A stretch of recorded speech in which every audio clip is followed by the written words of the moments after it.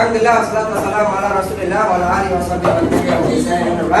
Alhamdulillah, hari ini kita melanjutkan kembali pelajaran kita, yaitu mengenai sholat gerhana atau sholat kusuf.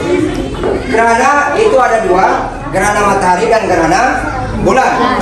Dan ketika terjadi gerhana, maka kita disunahkan atau sunnah muakkadah, bahkan ada ulama yang mengatakan wajib untuk melaksanakan sholat gerhana tersebut.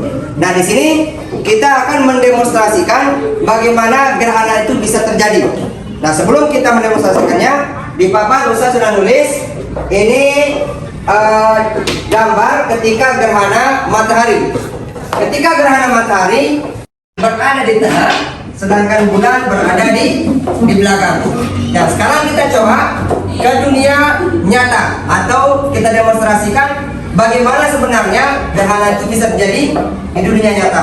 Baik, lihat sini. Yang besar dan ini benda yang kecil. Ini kita anggap sebagai buminya yang besar, dan yang ini sebagai bulannya. Dan yang di sana itu sebagai matahari, dan memang itu mataharinya nyata, sungguhan. Kita lihat, ketika gerhana matahari, posisi bumi berada di belakang. Kita lihat di sini, maka bayangannya akan terjadi. Bumi berada di belakang, dan ini kita jadikan sebagai bulannya.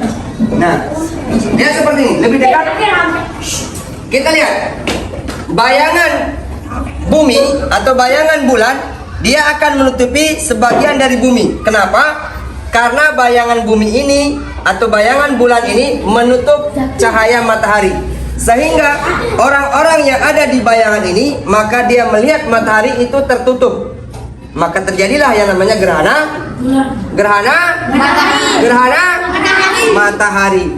Dan yang kedua, gerhana bulan, di mana posisi bumi di tengah, kemudian bulannya berada di belakang. Kita pindah. Ketika bulan bergeser ke arah sini, maka dia akan tutup sedikit.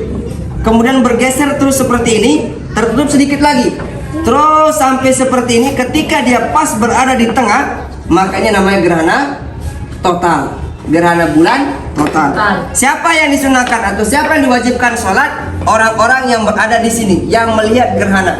Karena orang yang tidak melihat gerhana itu tidak diwajibkan, tidak disunah muakkadahkan untuk sholat gerhana. Kemudian ke sini terus sampai sini, sampai gerhana selesai. Seperti itu proses terjadinya gerhana, baik gerhana matahari atau gerhana bulan.